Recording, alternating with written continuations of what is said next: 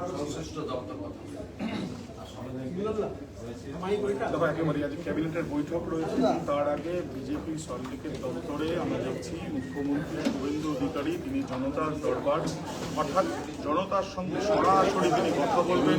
তাদের কি অনুভব বা তাদের কি বক্তব্য, কোনো অভিযোগ আছে কিনা এই সমস্ত বিষয়ে উঠে আসতে পারে।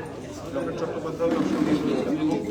এই যে জনতার দরবারে শুরু হওয়ার আগে স্বাভাবিকভাবেই মুখ্যমন্ত্রী তাদের দলীয় কার্যালয়ে এসেছেন এবং সেই জন্য তাদের কর্মী সমর্থক থেকে আরম্ভ করে দলের যারা নেতৃত্বে রয়েছে তারা কিন্তু তাকে শুভেচ্ছা দিচ্ছেন এবং সরাসরি এখন আমরা দেখতে পাচ্ছি মুখ্যমন্ত্রী তিনি জনতার দরবারের এই যে প্রক্রিয়া সেটা ইতিমধ্যে শুরু করছেন সরাসরি।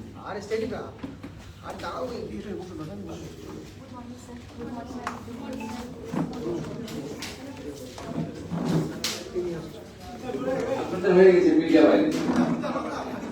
জানার একটু শুরুটা উদ্বোধনটা নিয়ে